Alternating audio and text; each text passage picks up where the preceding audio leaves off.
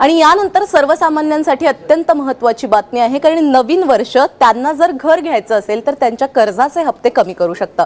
प्रमुख बँकांनी कर्जाचे दर जे आहेत ते कमी केलेले आहेत। एसबीआयने त्यातल्या त्यात सगळ्यात कमी दर केलेला आहे, तो म्हणजे 8.20% त्यांचा व्याजाचा दर असणार आहे।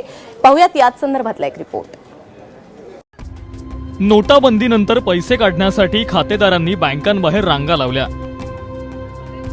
मात्र आता कर्ज घेऊ इच्छिणाऱ्यांच्या घराबाहेर विविध बँकांचे प्रतिनिधी रांगा लावताना दिसतील।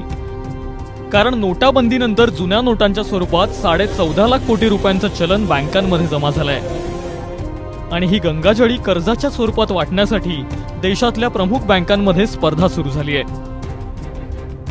पंजाब नॅशनल बँकेनं 8.5% व्याजानं गृहकर्ज द्यायला सुरुवात केली आहे। याआधी पीएनबी गृहकर्जाचा व्याजदर 9.2% इतका होता। याचा अर्थ एकानं 20 वर्षांसाठी 50 लाखांचं गृहकर्ज घेतलं तर ईएमआय म्हणून 43,391 रुपये भरावे लागतील, तर याआधी 45,631 रुपये ईएमआय भरावा लागायचा।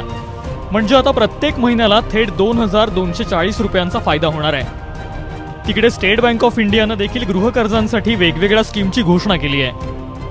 एसबीआय महिलांना 8.20% दरानं गृहकर्ज देईल, तर इतरांसाठी हा व्याजदर 8.25% इतका असेल।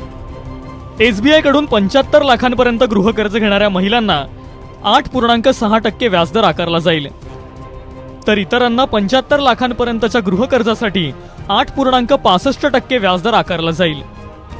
आज भी बहुत ज्यादा क्लैरिटी नहीं है कि आपका जो पैसा आया है वो कितना रहेगा, कब तक रहेगा, कौन सेगमेंट में रहेगा, यानी कि वो सेविंग्स और करंट अकाउंट में बना रहेगा या फिक्स डिपॉजिट में चला जाएगा।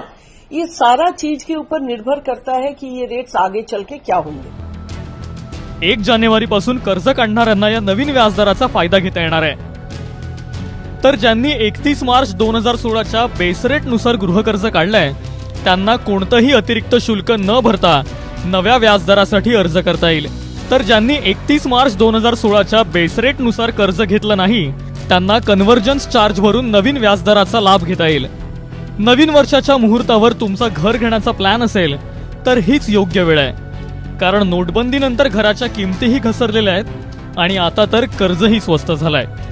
ब्युरो रिपोर्ट, एबीपी माझा।